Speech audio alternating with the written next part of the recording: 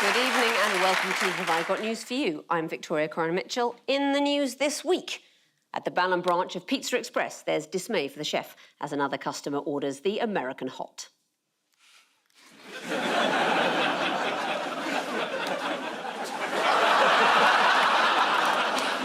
At Central Office, a trip to the first floor is a bit of a treat for some of the Conservative Party membership who voted for Liz Truss.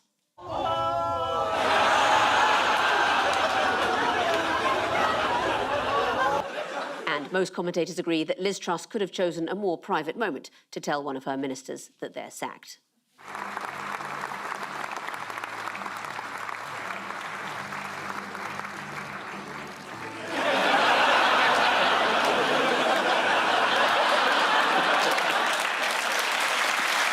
On Ian's team tonight is a journalist who reported from the Conservative Party conference. So tonight will be the second time in a week she's been in a venue where half the audience are asleep. Please welcome Isabel Hardman.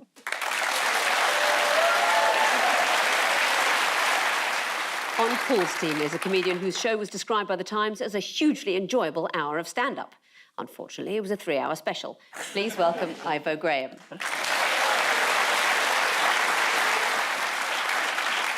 We begin with the bigger news stories of the week. Ian and Isabel, have a look at this. Oh, it's the woman of the moment. It's the ex-Prime Minister. There's her local party. Yeah, a group of puppets. And a man walking in a straight line. You see, no U-turn. Saying, And she's blowing something up. The economy. Yeah. So you were there. How gloomy was it? Oh, it was great. It was great.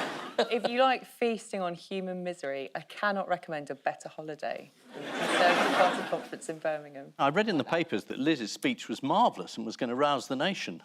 Is that not true? If it had come at the end of a really, really good conference, it would have been a really, really bad speech.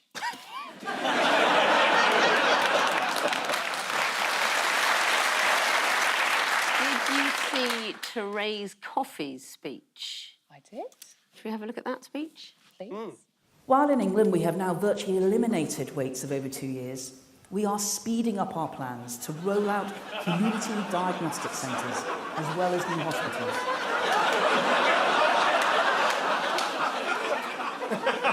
I mean, normally coffee wakes people up. But who got the biggest reaction from the crowd? Greenpeace demonstrators. They appeared with a banner and a man angrily pulled the banner away from them and then brilliantly they had another identical banner. Well, let's have a look at one annoying heckler. That was the speech of a Prime Minister trying to hold her party together. Have you done enough, Prime Minister?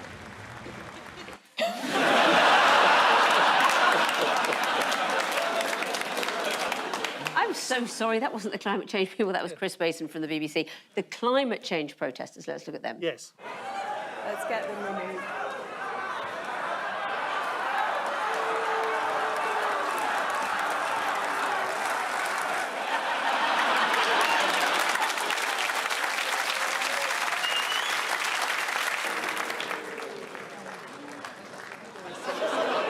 When they were all shouting out, out, out, I wasn't sure who they were saying it to. And of course the protester de-lanyarded there, that's the ultimate indignity. How did Jacob Rees-Mogg avoid that happening to him? Was he in a brothel? Just wanted to say something that wouldn't make the edit, that's all. Let's have a look at how Jacob Rees-Mogg wears his lanyard. It looks like he's a lot an auction. Here's a debate that I enjoyed. I hope you know the answer to this. Is Liz Truss the first Prime Minister to have gone to comprehensive school? Theresa May's school was a comprehensive school. No, it was selective. As was Gordon Brown's school. What about John Major? Selective. The key word is selective, because no one chose Liz Truss.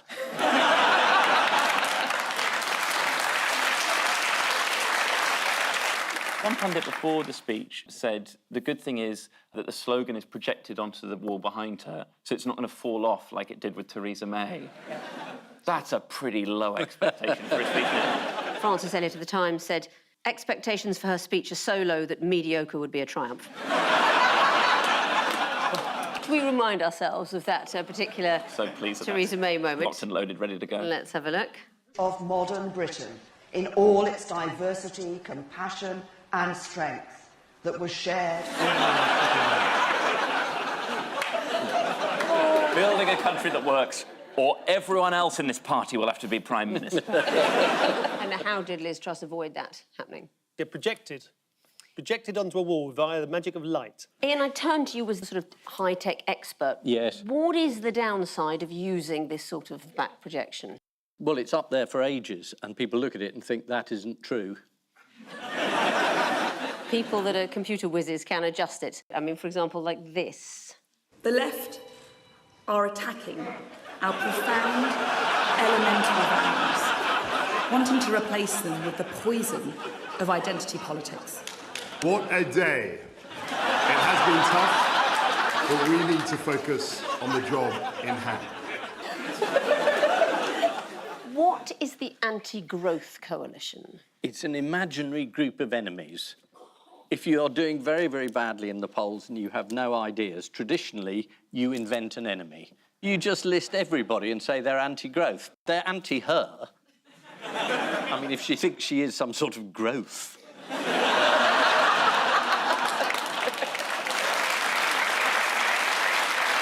Liz Truss said that the anti-growth coalition included Labour, the Lib Dems and the SNP. The Daily Mail said number 10 won't rule out Jamie Oliver. The anti-growth. She's blamed everyone. IMF, BBC, C of E, DFS. Let's see who Liz Truss thought was to blame for the 45% tax Her rate. Chancellor. Can I ask you, Prime Minister, did you discuss scrapping the top rate with your whole cabinet? No. Do you No, we think- didn't. It was a decision that the Chancellor made. If only there was somebody who could have reported to. Who is the Chancellor blaming for the financial meltdown? Oh, yes, on the death of the Queen. On the death of the Queen. Death of the Queen. So it was her fault. Why don't we have a look at him at the Queen's funeral, just processing that grief? Oh, yes, yes. He is a strange character, isn't he? This sort of slow walking that he does. I wonder perhaps if he had some medical condition. Like he's got his head stuck up his arse or something. So I don't know. He walks slowly because he's got these very extreme bunions on his feet. And if you have bunions, you need to pop down boots and get yourself an anti-growth coalition. And it will sort the whole thing right. I mean, nobody knows what he was laughing at. I mean, presumably he was thinking, if I bring in a mini budget, I can tank the whole economy. Isabel, do you think there's going to be an election soon? I mean, I don't think there's any option that makes anything any better. Is that the official slogan? I don't think Yes. there's any option that makes anything any better. Liz Truss was adamant she wasn't going to drop the plan to scrap the 45p tax. But less than 24 hours later, she had U-turned on that, leading to this headline in The Sun. At exactly the same time, in unison, Liz Truss and Kwasi Kwarteng tweeted, "We get it and we have listened." All the other horrible things in the mini-budget are still going ahead. It's just that this headline one's been pulled back. You've been mugged by someone who takes your wallet, takes your phone, and they say, I'm going to take your car as well. You say, you can't take my car. Fine, I won't take the car. Walk off with your wallet and your phone. I've still got my car. That's something at least. Having come out and said it, should she have stuck with it? No, I mean, because she's got a number of other U-turns to go. If you do two U-turns, aren't you then facing the same way? I don't understand this metaphor. One, another one, and you're still going in that direction. I said last week you should be Chancellor. Oh, yeah, I'm waiting for the call. You can do the maths. Yeah, well, I can find somebody that can do it. And what is it that Liz Truss doesn't like about the media? They keep reporting what she says. She also accused them of taking taxis from North London townhouses to the BBC studios. Yes, and I was pretty appalled by that. You don't live in North London, do you? I live in South London and I took a limo, for God.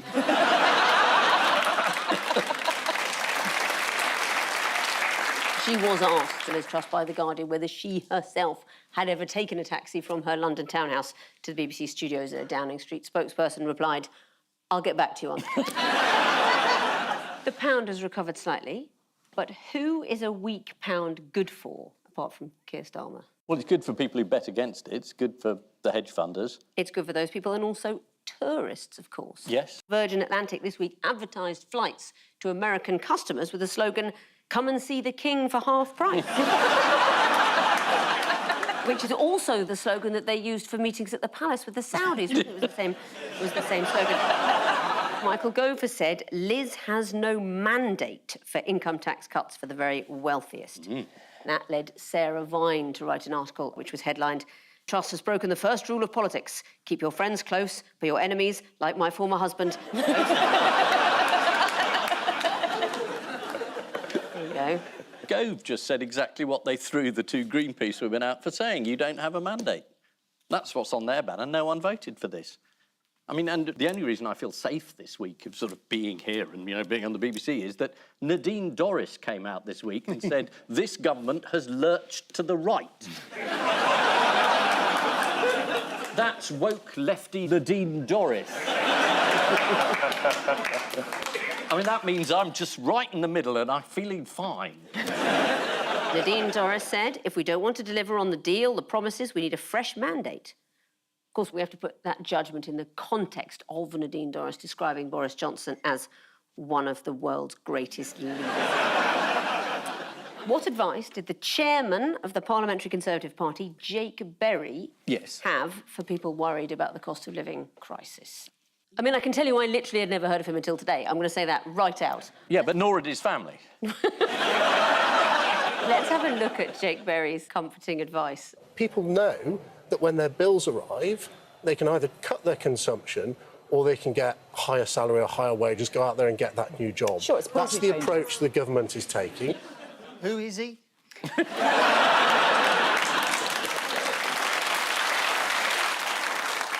Who's in charge of their election messaging? Oh, well, there we are then. What could go wrong with that? So he came up with getting Britain moving, because we're repossessing your house. That's the slogan. We'll get behind it. Oh, well, there might be nuclear war.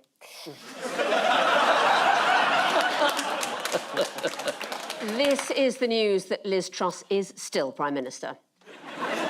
Margaret Thatcher must be turning in her grave, if such a thing were possible, which of course is not, because of the wooden stake. One attendee at the Conservative conference told the BBC, they say of lions in the wild, once they've had a taste of human flesh, they keep eating humans. Well, the 2019 intake of MPs has had its taste of flesh, adding, anyway, here's your name badge, enjoy the conference. In her speech, the Prime Minister admitted her policies would cause disruption, but said status quo is not an option. So presumably, that's how they ended up with M people. Paul and Ivo, take a look at this. Yes. Ah, yes, I recognise those tins. Those are Quality Street tins. Yeah, Quality Street wrappers. At last, something I'm interested in. They've changed the Quality Street wrappers after 70 years. Christmas time, black and white TV used to hold up the yellow thing and look through it and make it look like a colour TV. Quality Street wrappers have changed. Next question. Sorry? What? You used to look through the wrapper? Yeah, at black and white televisions in the 1960s to make it look as if it was in colour. I don't suppose you did that at Eton, did you? I thought, just got to keep my head down about my private education during the round about the Conservative Party, and then we can have that nice relaxing bit about Quality Street. Why? Burton gets you when you least expect it. Why have they done this? Oh, I don't know. They can't get the papier-mâché. So, whatever reason. You know, it's for environmental reasons. Yes, good. Would you like to see the old wrappers compared to the new ones? I think there's no other way we can advance this debate. Here are the old wrappers. Lovely. You see, there's the yellow ones, you see? Look through that. Here's what the new ones will look like. I agree. There was one boo for Jake Berry, Yeah. and there was a whole chorus of boos for the new Quality Street. Yeah. I mean, he might be doing it for PR, so, Yeah. you know, to get people talking about it. So I probably should clarify, they look shit.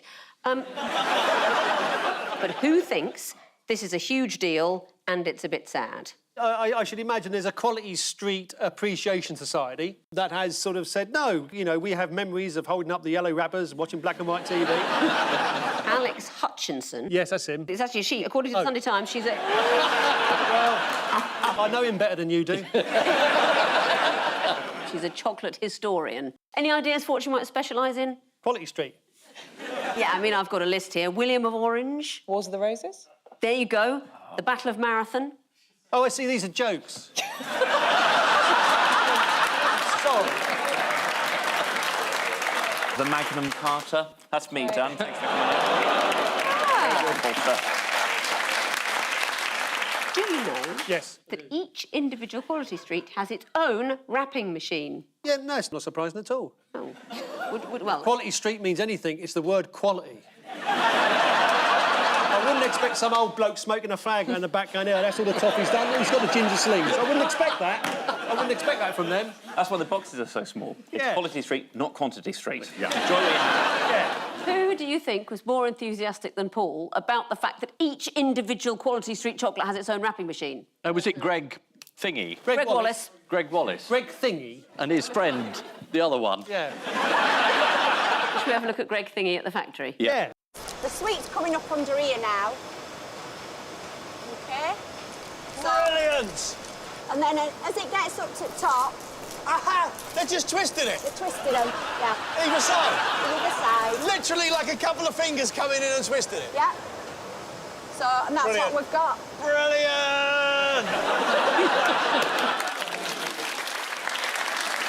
Has he had a drugs test? The next scene is him holding up to the telly going, look, I know it's in colour, this is amazing. You don't understand, do you?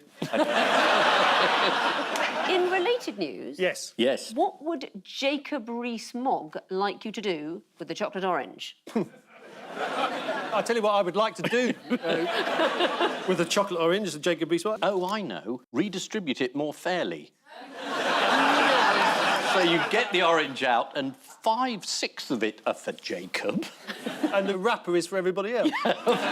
Jacob Rees-Mogg would like us all, as a passive protest against the nanny state, to move the chocolate oranges to the checkout counter. I love the idea that he protests against the nanny state. This is a man who grew up with a nanny who still follows him around in case he wets himself. So, I mean, it's extraordinary that he's against the nanny state. In a climate change breakthrough, Nestlé have announced that some of the wrappers on Quality Street will soon be recyclable. The changes to Quality Street are yet another example of the modern woke agenda ruining the traditions of Christmas. This year, they've even got a man doing the Queen's speech.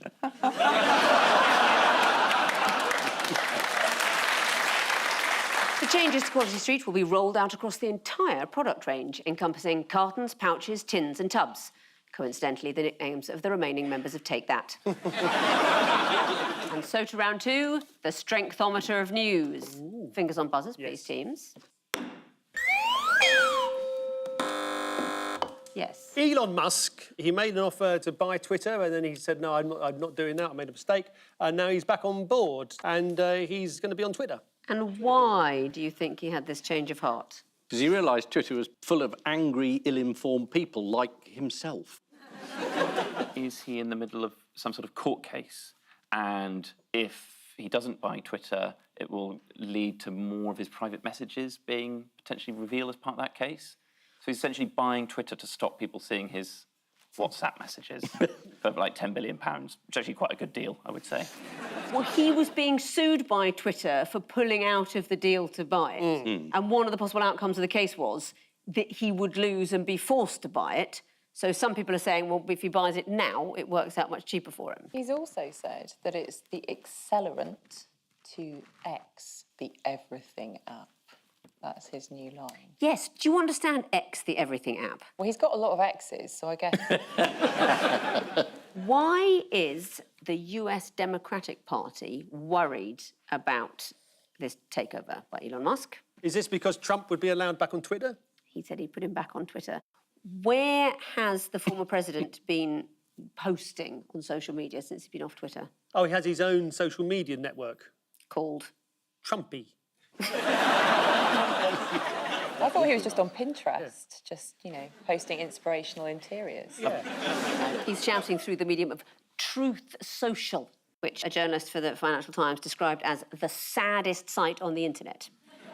And she's seen Ivo's old MySpace page, so strong words. You won't see more dedicated Kaiser Chiefs fan art anywhere else on the internet. How did Joe Biden embarrass himself last week in relation to the Congresswoman Jackie Walorski? I don't know, I didn't see it. He asked her to stand up at a rally. Oh, no. But unfortunately... She's in a wheelchair? Worse, she struggled to do because she's dead. She's dead? Mind you, it would have been a coup if she had stood up. He struggled to stand up and he's alive. What else has Elon Musk been trying to solve? He's been trying to solve the Ukraine-Russian war. And then there was a bit of a backlash, people saying this isn't helping hugely. And what did the Ukrainian ambassador to Germany say in response? Fuck off. Fuck off, yeah. I love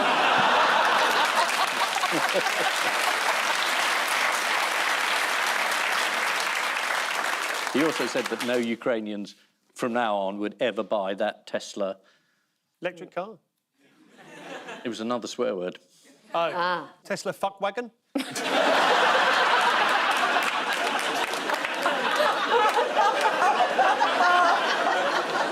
That was it. Yeah, you try getting an MOT on one of them. What have Tesla announced that they're branching out into? Tanks. They've built something that we saw this week, a new... Oh, is it a robot? Yes! A humanoid robot. Elon Musk said it was a fundamental transformation of civilization as we know it. Oh, have you got a picture of one? We could see actual footage of this groundbreaking technology. Let's have a look. I could do with a new friend.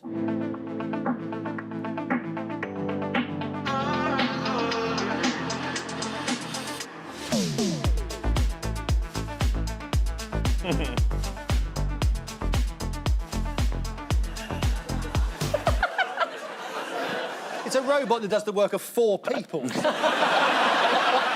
of them actually there. If that's the future of the robotic industry, I just couldn't be happier. The only thing that walks slower than quasi-Kwarteng is that robot.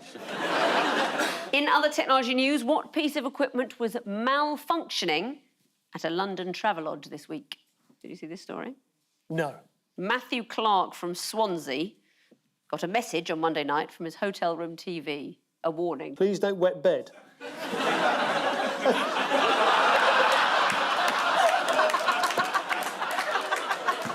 Isn't that over a photograph of Alexander Armstrong hosting this show? This is the news that Elon Musk has decided that he'll go ahead with his plan to buy Twitter. The BBC reported that the initial meeting to buy the social media firm took place at a farm. And on that farm, he agreed to become Twitter CIEIO. It's an Apple Old MacDonald. Dear me. You sounded like Basil Brush then. Fingers on buzzers, teams. Here's the next one.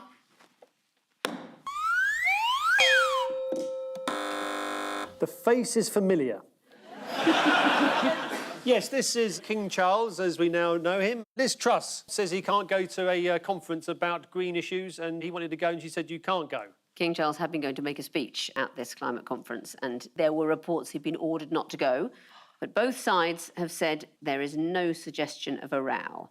So there was a row. In other news, Prince William recently come into possession of the Duchy of Cornwall estate, formerly owned by his father. So that includes a garden centre, some rivers and a tin mine. Do you know what Prince Charles's income was from the Duchy of Cornwall estate? He must have come close to the old 45p, mustn't he? He went and got a better job, so... He went and got a better job. He's got up early. His income from the Duchy of Cornwall was £21 million a year. He did pay income tax, but not on the first £23 million of earnings, and no corporation tax or capital gains tax. When he inherited the Queen's estate, he didn't pay inheritance tax. But other than that, he's just like you and me. Why might Prince William struggle to make the most of the tin mine? It doesn't produce tin anymore? Well, it certainly doesn't now, because it's been forced to close because it was late paying its rent to the Duchy on time. What did the man running the mine tell the Mail Online? You'll have to get your tin hat somewhere else. No, he said, I feel like I've been shafted. Do you know when the coronation is expected to be? June the 3rd. June the 3rd, 2023. What else is happening that day? A horse race. The FA Cup final. Players will be competing for this beauty. And isn't it lovely how they've adapted it to a likeness of the king?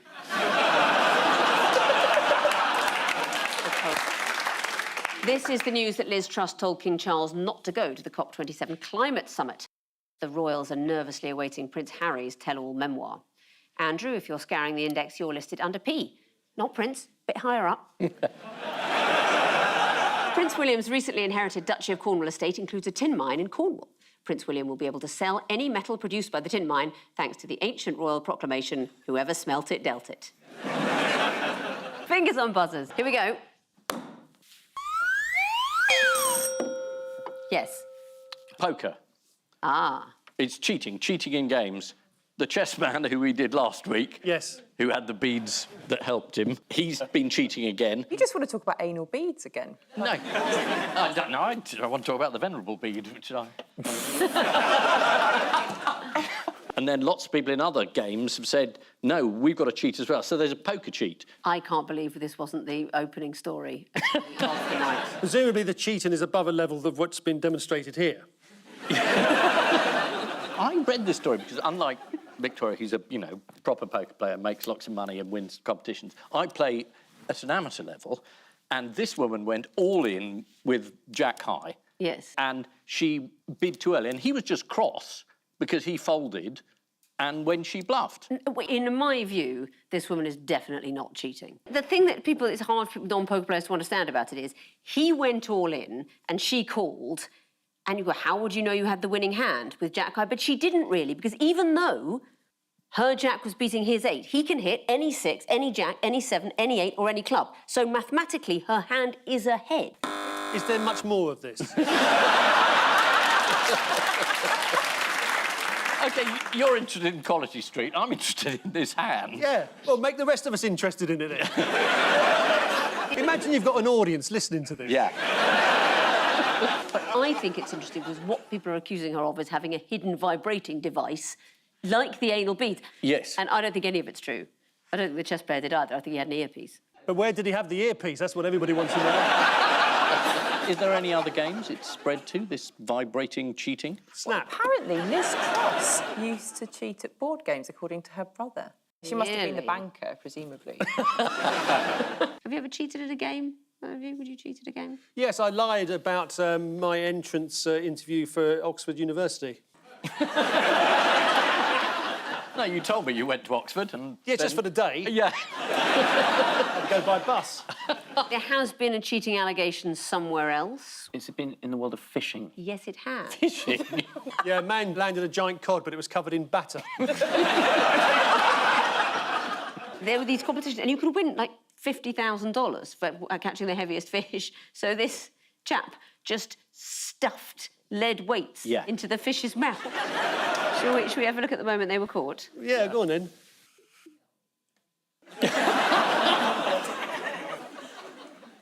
Those are pretty big vibrating beads. This is the news that the poker world has been rocked by accusations of cheating. A poker player has been accused of cheating by having a vibrating device hidden on her body. That doesn't make sense to me. If you've got a good, strong hand, why would you need a vibrator? Officials became suspicious. Yes. She had a remote-controlled device concealed on her body when she not only made surprising calls, but also her garage door kept opening. Time now for the odd one out round. Only one for you all this week.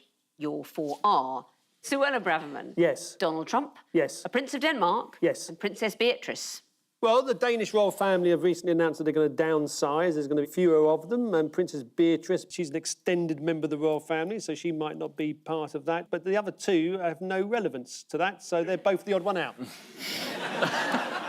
Princess Beatrice might be stripped of her title along with Prince Andrew. You don't want to hear Prince Andrew and stripped in the same sentence, but that's the sentence I've gone with. You want to think about what they're all called. Well, he's called President Trump because, they're called presidents beyond their term of office. And Suella Braverman's title is Worst Home Secretary Ever. There might be something about Suella Braverman that you don't know. Then there's no point us sitting here guessing then, is there? She used to be one of the Wombles. I didn't know that. It's an unusual name, isn't it? Suella Deville. The name Suella Braverman was given at birth is Suellin.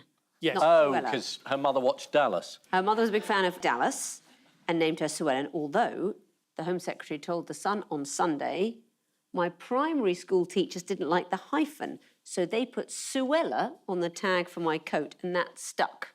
Given that information... We like her now.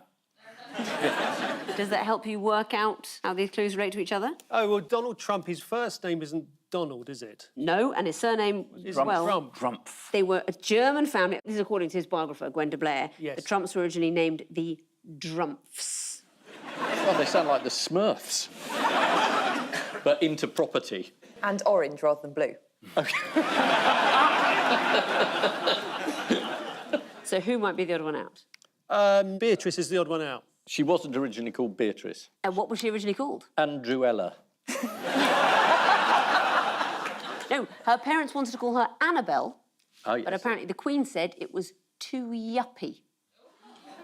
Really? So they changed it to Beatrice. So they all had to change their name, apart from the Danish royal family. Oh, having their names dropped against their will.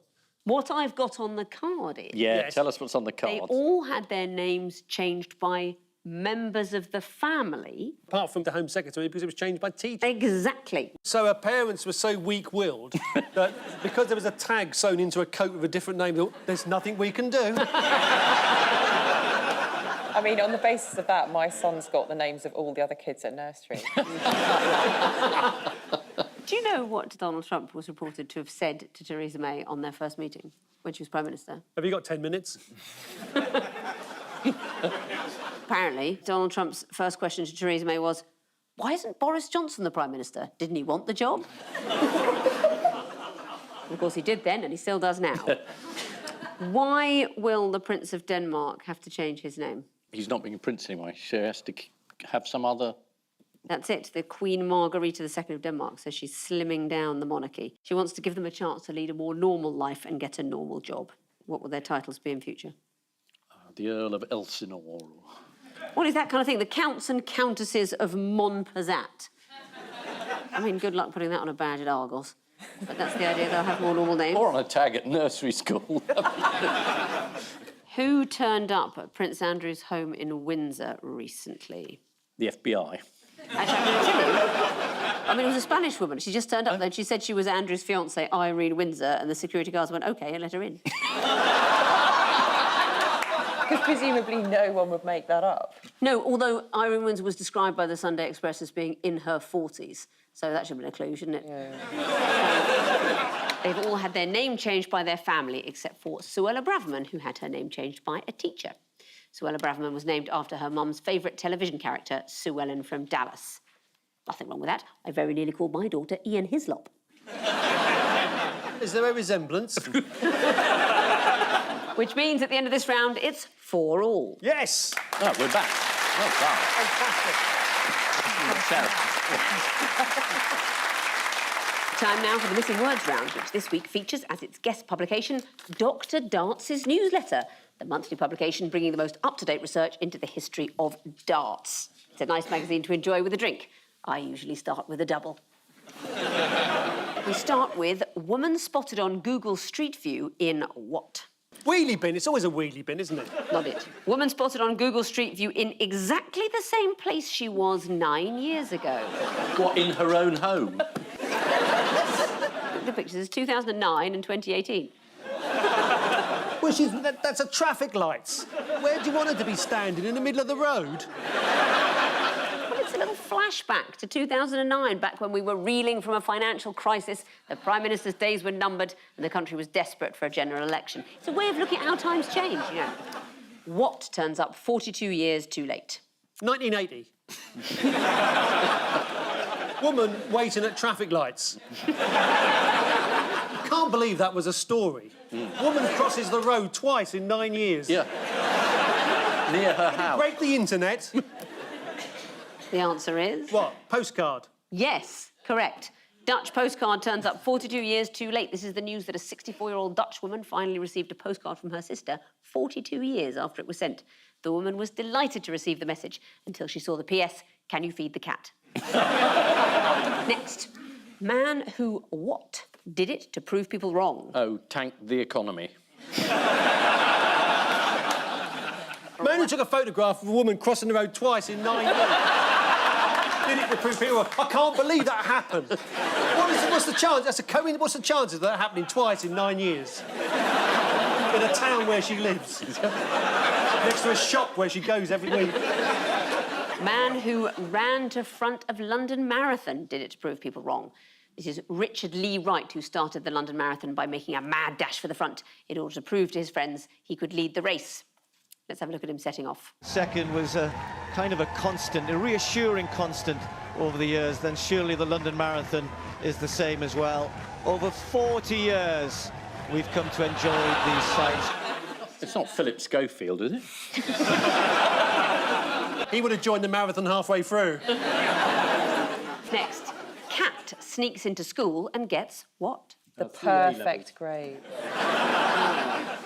Photographed in school reunion photo. Yeah, but that's it. 9 years later. What do you mean that's it? Cat sneaks into school and gets class photo taken on picture day. This is Ziggy the cat, who's a frequent visitor to Drury Primary School in Fincher. Here he is in the school photo. That's nice. An anal bead round its neck. The cat goes into school every day. Presumably he's just waiting for his turn to be asked to look after the school hamster. Next, children would be better at what if they were forced to what? Sleeping if they were forced to watch Conservative conference. Children will be better at darts, because we've not had a darts one yet. Oh, is it? They'd be better at darts if they were forced to drink lager and smoke. Says Health Secretary to stop. Children will be better at maths if they were forced to play darts at school. Yes? Forced? This is from Dr. Darts' newsletter, and this story was in their edition, issue 180.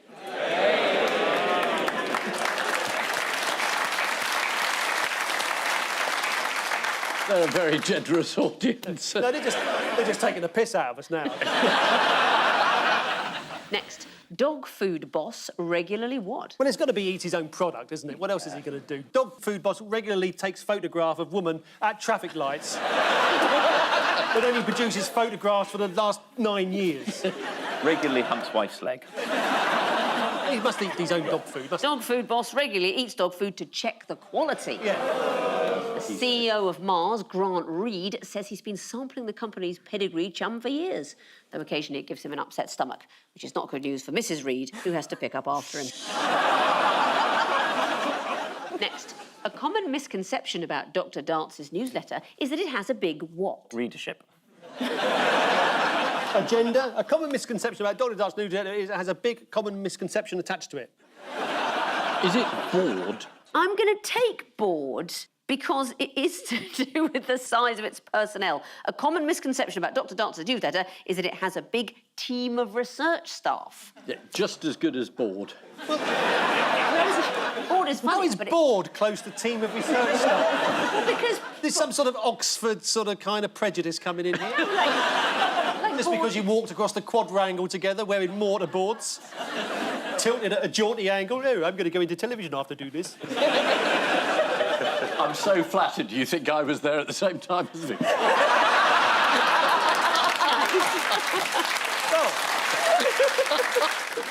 Oh, dear, that's made my night. Patrick, the Dr. Darts editor, tells readers that he researches, writes and publishes the newsletter all on his own, but adds, I do have a proofreader, my wife Maureen. So one up on The Guardian, then. Next, the National Trust has what to cut costs? Sold the Duchess of Kent. I know this one. It's burnt all its old houses to the ground. Not that. Oh. It is something equally horrible, though. The National Trust has stopped giving biscuits to volunteers. Oh, what? To cut costs. Yes, volunteers are complaining that they're no longer being given biscuits with their cups of tea, to which a National Trust spokesman said, hang on, we're giving you tea? Isn't that mean? All those nice people who volunteer for the they want a cup of tea and a biscuit. If anything, they should be force-fed biscuits. Next. Yes. What? Surprisingly big in Moldova. Multi-storey car parks. Unsurprising photographs of a woman standing by 9 years apart. Darts. Dart boards. Is it mould? Paul's closer. What, do they like big dartboards in Moldova? And they cannot lie. Theme pubs. Theme pubs revolving around darts. No, it's a very specific darts-related thing. James Corden. What? No. Because the answer's staring you in the face, I need the exact wording. Moldovan dartboard. No. Dr. Dart's magazine thing. Dr. Dart's newsletter. Dr. Dart's newsletter. Surprisingly big in Moldova. How did we not get that?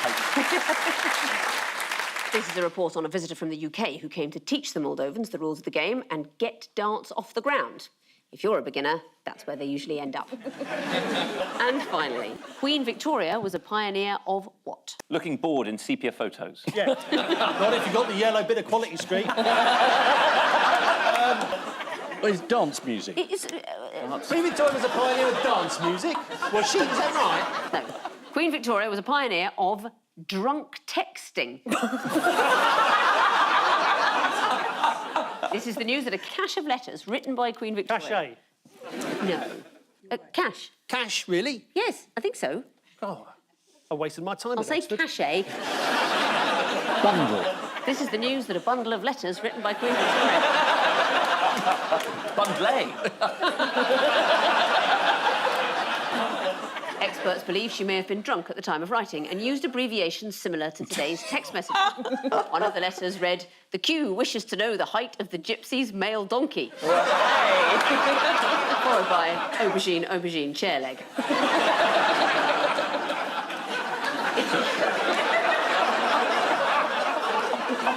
What on earth are you talking about? So the final scores are Ian and Isabel have 5, Paul and Ivo have 9. Well done. Before we go, there's just time for the caption competition. Scientist explains why he and his wife sleep in separate beds. If we take the rectangle on the left as being 9 years ago, and the one on the right is today, we'll see the woman in the middle is in exactly the same position. Because she's standing by traffic lights. On which note, we say thank you to our panellists, Ian Hislop and Isabel Hardman, Paul Merton and Ivo Graham. And I leave you with news that in Somerset, the PR team for EDF Energy insists that the new Hinkley C nuclear power station is perfectly safe. At Westminster, there's an awkward silence as Keir Starmer identifies 2 big reasons why the electorate stopped voting Labour. And at the Radisson Hotel in Birmingham, it's still a mystery as to how carbon monoxide was diverted into Michael Gove's room. Good night.